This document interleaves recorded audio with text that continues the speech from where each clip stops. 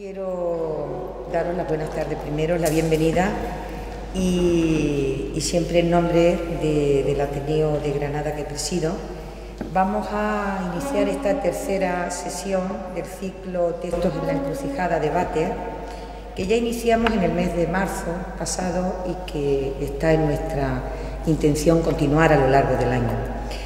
Este ciclo está coordinado por Sergio Hinojosa, que está aquí entre nosotros, profesor de filosofía y miembro de nuestra junta directiva. Y el ciclo, tal como lo pensamos desarrollar a lo largo del año, pues trata de presentar textos significativos, ampliamente reconocidos y que aportan claves para comprender nuestra cultura y nuestra sociedad en momentos de incertidumbre.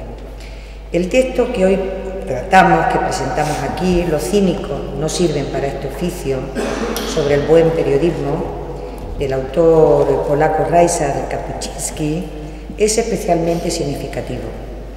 Especialmente significativo en el contexto que estamos viviendo en estos momentos. No tenemos nada más que recordar lo que acaba de ocurrir en Grecia con el altercado del partido neonazi que acaba de lograr nada más y nada menos que 21 escaños en el Parlamento. Bien, sirva de botón de referencia, de muestra para la lectura y el trato del texto de esta tarde. Para guiarnos en la lectura del texto elegido contamos nada más y nada menos que con nuestros ateneístas, el poeta Luis García Montero y el periodista Alejandro Víctor García, a los que ustedes conocen de sobra, y ellos son los que me deberían presentar a mí, que soy bastante poco menos conocida. A ellos, a Luis y a Alejandro, agradecemos su colaboración y su compañía en esta tarde de Festival de Poesía. Agradecemos igualmente la cortesía y generosa colaboración de la Biblioteca de Andalucía, a su director Javier Álvarez y a María Ángeles Chacón Guzmán, jefa del Departamento de Área de Difusión. Ellos nos prestan el espacio, nos dan ese calor y ese apoyo y nuestro agradecimiento. Y de agradecimiento siempre a nuestro pintor Juan Vida por su más que generosa aportación al Ateneo de Granada en el diseño de nuestra cartelería de difusión y en todos aquellos calentamientos de cabeza que le damos en función de esa colaboración mencionada. Yo no tengo más que decir, le cedo la palabra a Luis, luego Alejandro moderará, coordinará, aportará, ¿no?, como periodista y menudo periodista, admirado por muchos de nosotros. Y luego, tras la exposición y guía de la lectura, daremos lugar pues, a ese debate que es el objetivo básico de esta actividad del Ateneo. ¿De acuerdo? Pues Luis tiene la palabra. Bueno, pues mil gracias a Javier, a la biblioteca, al Ateneo, Maribel. Es un gusto estar aquí hablando sobre un tema que me interesa y sobre un autor que admiro, y acompañado por Alejandro. El libro del que voy a hablar, el libro de Kapuscinski, es una reivindicación del periodismo serio frente a la degradación del periodismo, y estar con Alejandro es la prueba más evidente de que hay una posibilidad de dignificación del periodismo a través del buen oficio, del talento y de la honradez. Yo creo que ahora mismo el referente imprescindible del periodismo al que me voy a referir en Granada. Cuando Sergio me propuso participar en estos debates de lectura de algunas obras, pensé que podía ser útil hablar de Kapuscinski y centrarme en uno de sus libros, Los cínicos no sirven para este oficio, que se publicó en el año 2000 y que en realidad se trata de la reunión de una entrevista y dos coloquios. La entrevista que le hizo el periodista y fotógrafo Andrea Semplici en noviembre de 1999 y los dos coloquios protagonizados con él por María Nadotti, también periodista, crítica de cine, en noviembre del 99, y por escritor y crítico de arte, una de las personas más inteligentes de la cultura contemporánea, John Berger, en noviembre del 94. Y elegí este libro por varios motivos. En primer lugar, porque creo que el debate sobre el periodismo es una de las claves del pensamiento contemporáneo, del crédito o no crédito de los intelectuales, de las posibilidades de dignificación o degradación de la democracia. Y por una parte quería hacerle un homenaje al periodismo como oficio y como clave fundamental de la cultura democrática. Cada año, por la celebración del Día del Periodismo, pues se recuerda que un centenar y pico de muertos, de torturados, de reprimidos, pero más allá de los casos extremos, la verdad es que la vida cotidiana en las democracias maltrata a los periodistas y no solo por un poder represor, porque las condiciones de trabajo, la fragilidad de sus posibilidades de independencia, el intento de sustituir a periodistas experimentados por becarios que no tienen tiempo para formarse y que cobran un sueldo miserable y que al fin y al cabo no pueden hacer otra cosa que repetir las noticias de agencia. Hay un maltrato más allá de la represión de las dictaduras del oficio de periodista que a mí me preocupa gravemente y yo quería hacerle un homenaje. Y en segundo lugar, porque en este libro se plantean algunos asuntos que me afectan personalmente en mis preocupaciones sobre el papel de los intelectuales, sobre el papel de la cultura, sobre el oficio de escribir. Supongo que conocen la figura de Kapuściński, el periodista, el cronista polaco, que incómodo con la situación de su país bajo el realismo socialista, pues empezó a viajar por el mundo a partir de los años 50, su primer viaje es de 1956, y que se hizo un visitante asiduo, un cronista asiduo del tercer mundo, de América Latina, de Asia, de África. En uno de sus libros, es una recopilación de pensamientos lapidarios, él dice: el tema de mi vida son los pobres. Y en el segundo capítulo de este libro del que les hablo, la conversación con Semplici, el tema central es el colonialismo, los procesos de independencia, su conocimiento profundo de África, su necesidad de estar con la historia de las víctimas y los desaparecidos. Yo me voy a centrar en la primera y en la tercera de las conversaciones, porque la primera es donde se aborda el tema del periodismo y donde él intenta explicar eso, que el oficio de periodista no es un oficio para cínicos, y el cinismo es una de las enfermedades, me parece a mí, de la cultura contemporánea, que invitan al relativismo, a la renuncia, al reírse de todo, como barrera a la hora de comprometerse con la realidad. Él hace un marco de referencia sobre el oficio de periodista para abordar la situación de la realidad. En el siglo XIX el compromiso del periodismo con la verdad era un compromiso que tenía un referente claro.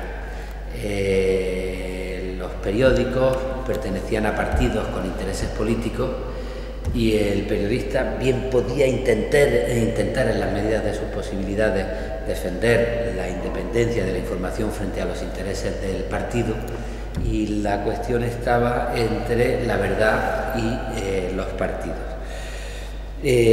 Ahora vivimos a final del siglo XX, al principio del siglo XXI, otro marco de referencia, que es el marco de lo que se puede llamar la sociedad del espectáculo, que Mario Vargas Llosa acaba de analizar en un ensayo bien interesante y bien inteligente, con los matices de su propio pensamiento político. Una sociedad del espectáculo que en última instancia tiene que ver con el poder del dinero, con el poder de los negocios. El periodismo que pertenece a grandes grupos, no ya mediáticos, sino también grandes grupos económicos con intereses que van más allá del periodismo, donde uno se puede ver involucrado al mismo tiempo con un medio de comunicación y con una industria armamentística que tiene que darle salida a las armas en un conflicto bélico. Por resumir, algunos de los libros que yo he leído últimamente sobre periodismo y que a mí me han interesado, pues Iñaki Gabilondo publicó el año pasado en Barril Barral un libro que se titula El oficio de contar las cosas, y habla de un periodismo donde los gerentes tienen más poder que los periodistas. El gerente que busca negocios, que busca audiencias, tiene más poder que los periodistas. Es lo que Kapuscinski alude cuando habla de la sustitución de los periodistas por los ejecutivos en los cargos de dirección. Es algo a lo que alude también Ignacio Ramonet, el director de Le Monde Diplomatique, en ese libro que publicó en clave intelectual, La explosión del periodismo a la hora de encuadrar los marcos periodísticos en los grandes grupos económicos. Esto tiene muchas repercusiones, evidentemente. El poder de los medios de comunicación es que generan corrientes de opinión, que por tanto se ven obligados a trabajar no en nombre de la verdad, sino en nombre de sus intereses económicos. Y desde el punto de vista profesional hay una lección. Kapuscinski alude a una experiencia de trabajo donde es imposible hablar con el jefe. El chico joven que comienza no puede consultar con un periodista experimentado, con un jefe, para comentarle sus dudas. No hay una experiencia humana, lo cual en el fondo significa maltrato personal a gente que vive con sueldos miserables y con becas basura, pero también significa condenar al periodismo a las noticias de agencias, a la plastificación de las redacciones y a la creación de un mundo propio, y sobre esto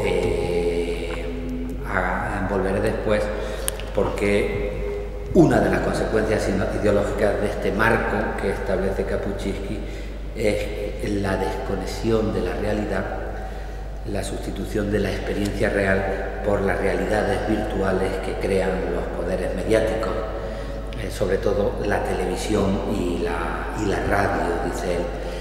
Y para crear este mundo artificial ni siquiera hace falta mentir, basta con no decir la verdad. No hace falta generar una mentira, aunque vivimos en un horizonte mediático donde en España las calumnias, las mentiras, las falsedades nos faltan.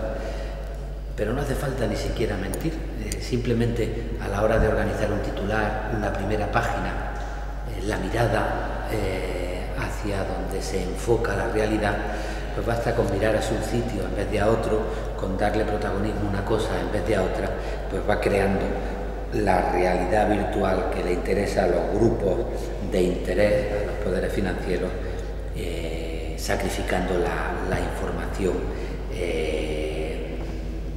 y de la realidad. Frente a este panorama, Kapuscinski hace una reivindicación del oficio y de la dignidad del oficio. Y quiero señalar algunos puntos para abreviar.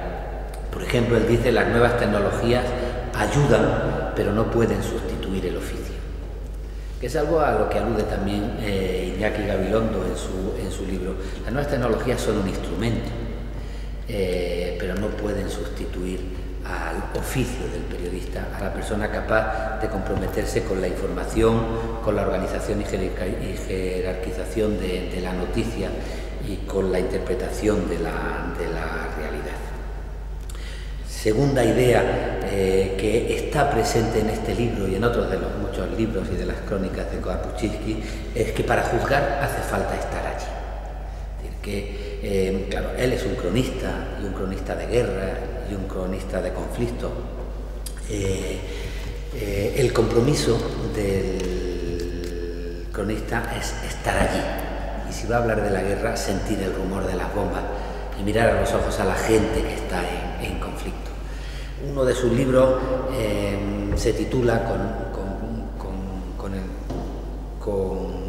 el título de una de las crónicas más famosas de Cappuccini, que son las guerras del fútbol, la guerra del fútbol, que habla del conflicto que se desencadenó entre Honduras y El Salvador,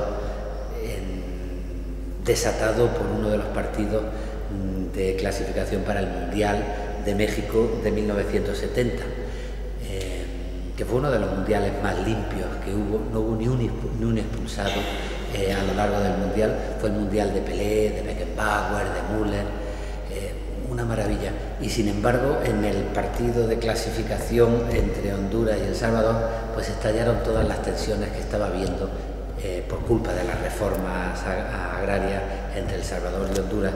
Cuando llegaron los de El Salvador a jugar a Honduras,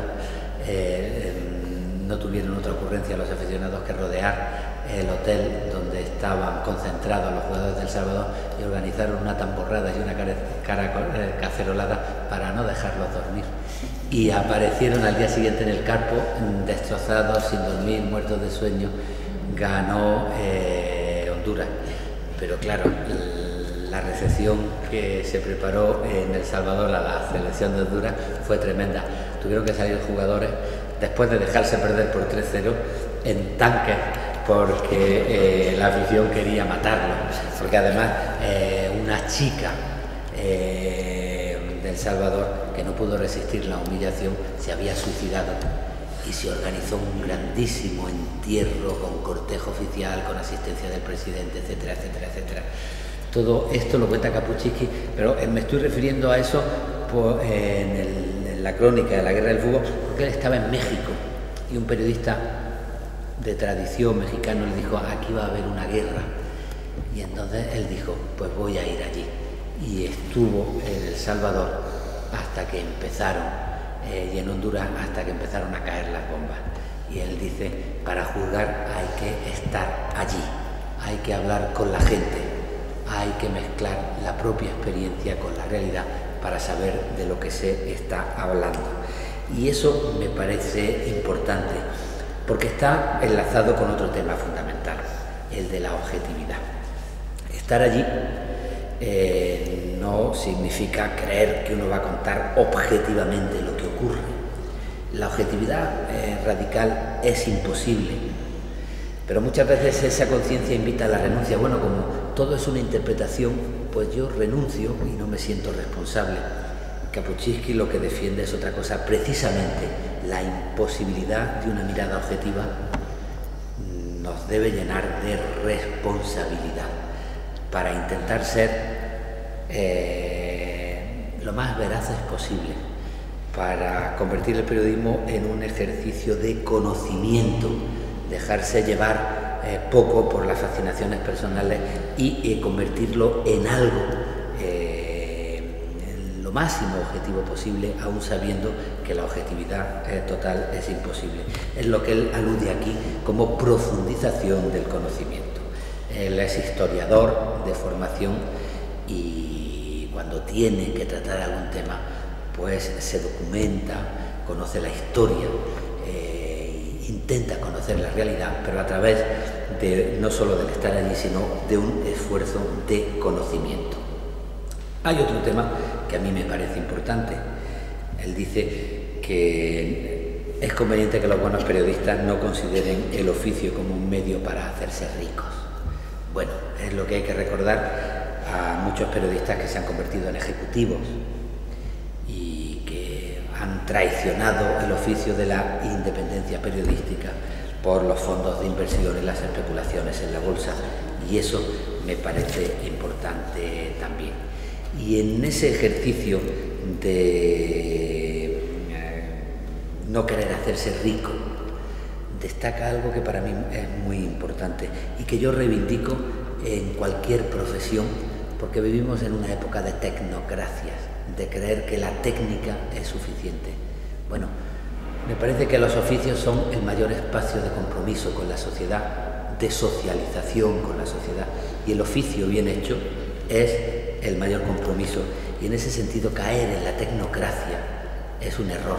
Yo reivindico la vocación, ese concepto tan trasnochado, porque es lo que nos permite trascender a la tecnocracia, y en ese sentido me parece que la responsabilidad tiene que ver con la fe en un oficio que no te permite hacerte rico, todo lo contrario, que te pone en contacto diariamente con la fragilidad, tal y como está la empresa periodística en este momento. Él dice que el buen periodista y el conocimiento profundo es el que no se limita a dar una noticia, sino el que intenta conocer las causas. Es el conocimiento profundo. Saber el porqué de las cosas es fundamental para entender el presente y la realidad, y eso lo lleva también a la responsabilidad, porque el porqué de las cosas que te hace estar ahí, pues te compromete también a cambiar las cosas, a hacerte responsable de los demás y a intentar dar una alternativa a lo que está ocurriendo. Y por eso me parece fundamental que haga hincapié en otro tema que tiene mucho que ver con el oficio de periodista y con otros muchos oficios, entendido como espacio de socialización y de compromiso con la realidad.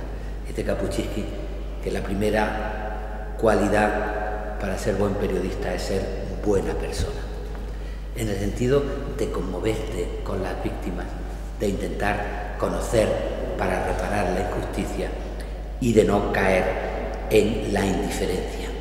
Por eso para él este oficio no es un oficio para cínicos. Estar allí significa responsabilizarte de los otros, y el concepto del otro es fundamental también en el discurso de Kapuscinski.